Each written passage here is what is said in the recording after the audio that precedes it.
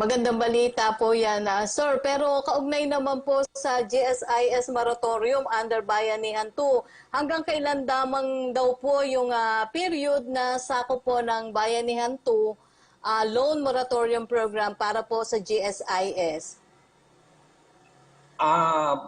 Salamat, Yusek, natanong niyo po sa akin yan. No, number one, sa Bayanihan 1 pa lang, ang GSIS hindi na sumingil ng amortization for March, April, May, June, 4 na buwan. No? So yung mga for those who were charged for these loans, i-refund namin at nagsimula na kami mag-refund. Actually, mga 90% na refund na namin. No? Pero ngayon, Yusek Rocky, sa Bayanihan 2, i-implement din namin ito.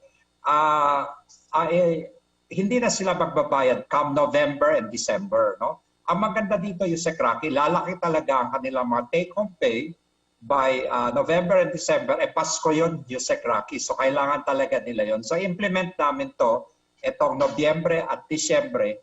Hindi kami sisingil at magsisimula ulit sila magbayad sa January 2021 na. Ito yung Christmas gift namin ng GSIS sa mga miyembro namin, Yusek Rocky. Sir, nakakatuwa naman kasi maagang pamasko yan ng GSIS sa ating mga members. Yes. Pero sino-sino po yung covered ng Bayanihan to GSIS loan moratorium program? Lahat yung Rocky ng active members namin na walang past due, na nagbabayad ng kanilang monthly pension, ang kanilang premium on time, no? Yung mga agencies. So lahat sila yung Rocky, pwede mag-avail nito come November. They don't have to pay anything anymore until November and December, yung Rocky. Opo. Para naman po sa kaalaman ng ating mga manonood, paano po ba makakapag-apply ang mga GSIS members at pensioners sa naturang moratorium? Wow, yan ang parati nagtatanong sa akin. Sabi sa akin, Sir Rolly, paano ba kami dyan mag-apply? Sabi ko, alam mo ang GSIS, sakot to sa utos ni Presidente. Ayaw namin na nahihirapan yung mga miyembro namin. Kaya po, wala na kayong apply pa. Basta kami na po, sa Nobyembre at Disyembre, hindi na namin kayo singilin. You don't have to apply. Basta automatic, hindi namin i-deduct yung mga monthly amortizations yung utang sa GSIS. So, para masaya po sila, wala ko silang aalahanin. Yusek Rocky.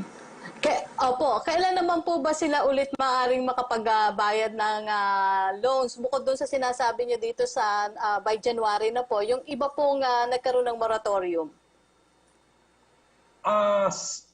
Ganito yan, Yusek Rocky. Alam mo, ang mas tanong talaga nila, halimbawa, ang monthly nila 10,000 isang buwan sa mga utang nila.